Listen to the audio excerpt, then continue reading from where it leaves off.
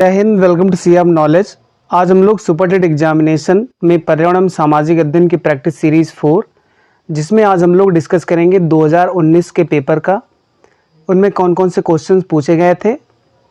तो सीरीज में पहला क्वेश्चन है, वातावरण का वह क्षेत्र जिसमें ओजोन परत उपस्थित रहती है कहलाता है exosphere, mesosphere, troposphere, stratosphere.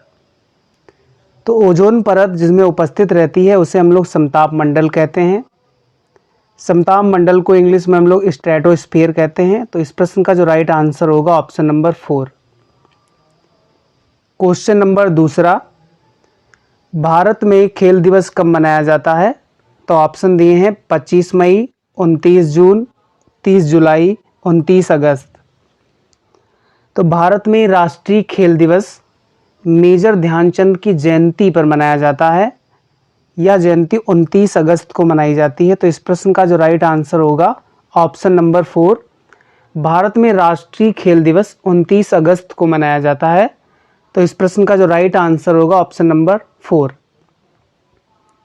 Question number तीसरा, नाथपंथ नामक संप्रदाय के प्रवर्तक कौन थे? मत्स्येंद्रनाथ, गोरखनाथ, श्रीनाथ, वासव। तो नाथपंथ नामक संप्रदाय के प्रवर्तक मत्स्येंद्रनाथ थे। तो इस प्रश्न का जो राइट आंसर होगा ऑप्शन नंबर 1। मत्स्येंद्रनाथ गोरखनाथ के गुरु थे। क्वेश्चन नंबर 4, निम्नलिखित में कौन सा कर्नाटक का लोक नृत्य है? गरबा, चरकुला, जवारा, यक्षगान। यदि हम गरबा का संबंध देखें तो गरबा का संबंध गुजरात से है और चरकुला का संबंध यूपी से है, उत्तर प्रदेश से, और जवारा का संबंध मध्य प्रदेश बुंदेलखंड वाले क्षेत्र से है।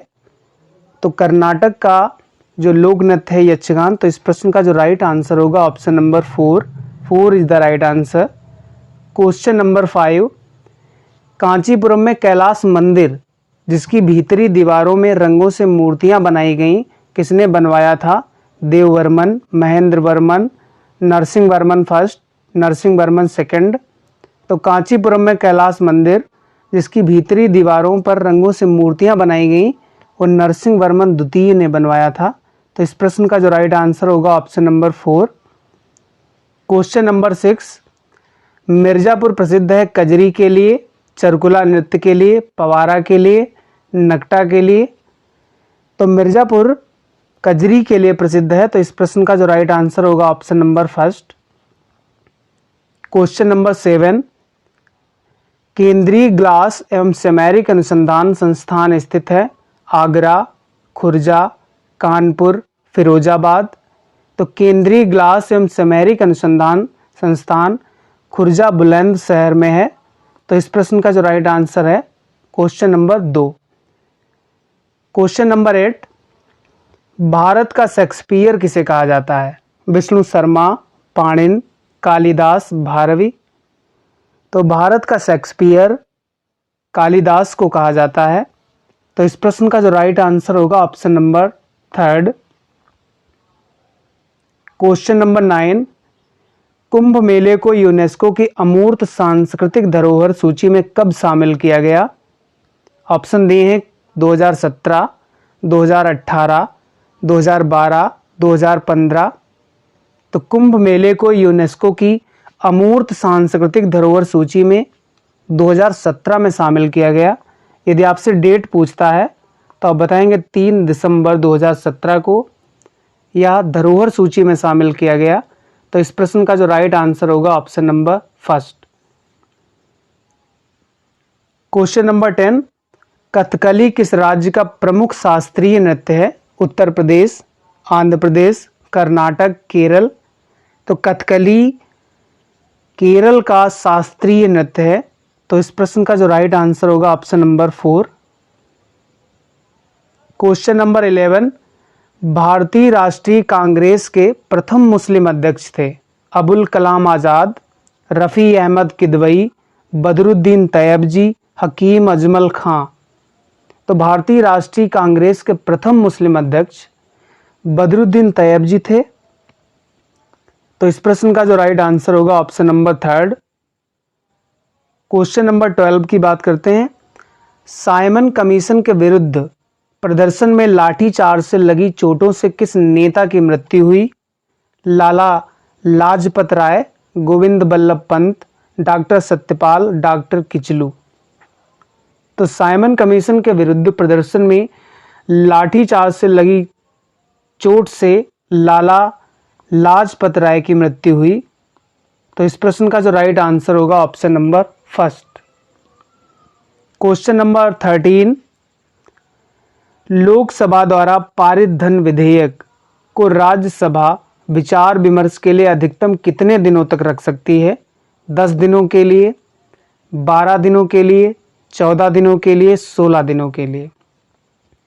तो लोकसभा द्वारा पारित धन विधेयक राज्यसभा अधिकतम अपने पास 14 दिन के लिए रख सकती है।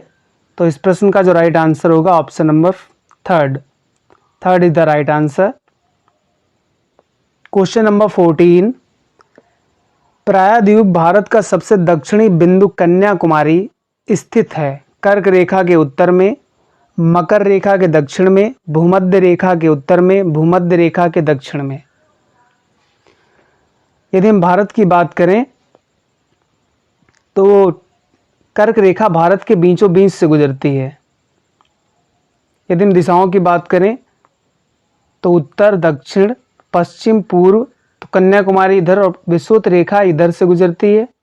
तो यह विषुवत रेखा के इक्वेटर या भूमध्य रेखा के उत्तर में है या कर्क रेखा के दक्षिण में बोल सकते हैं।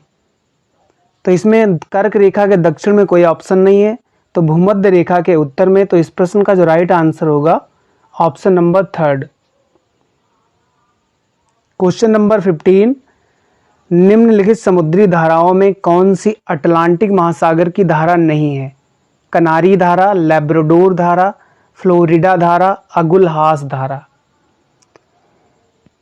यदि हम कनारी और लैब्राडोर, फ्लोरिडा, तीनों धाराओं की बात करें तो ये तीनों धाराएं अटलांटिक महासागर में चलती हैं, जबकि अगुलहास धारा अटलांटिक महासागर में नहीं का संबंध अटलांटिक महासागर से नहीं है।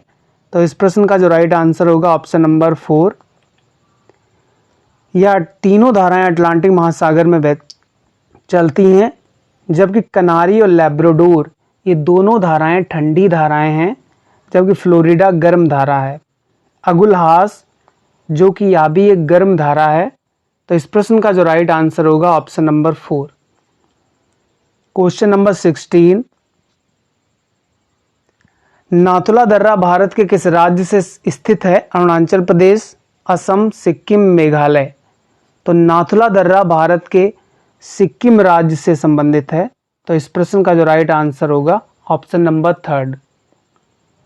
क्वेश्चन नंबर 17, भारत में गरीबी का आकलन किस आधार पर किया जाता है? परिवार का उपभोग व्यय, प्रति व्यक्ति आय, प्रति व्यक्ति व्यय, उपयुक्त में से कोई नहीं।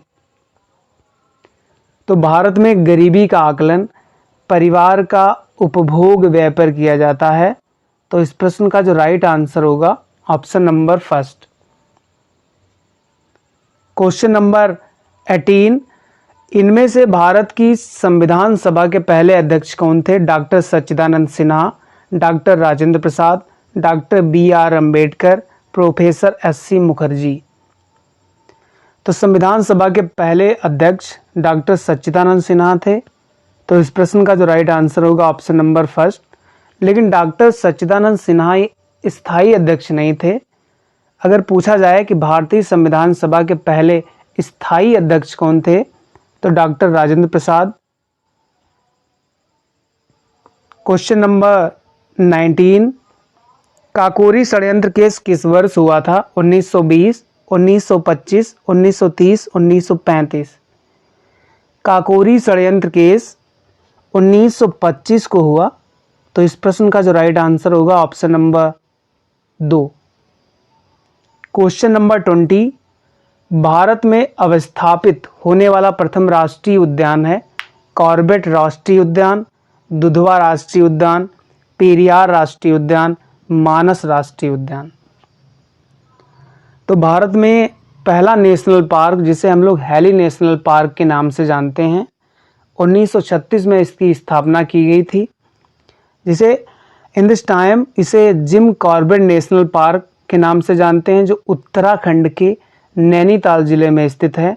तो इस प्रश्न का जो राइट आंसर होगा option number first is the right answer. Thank you. जय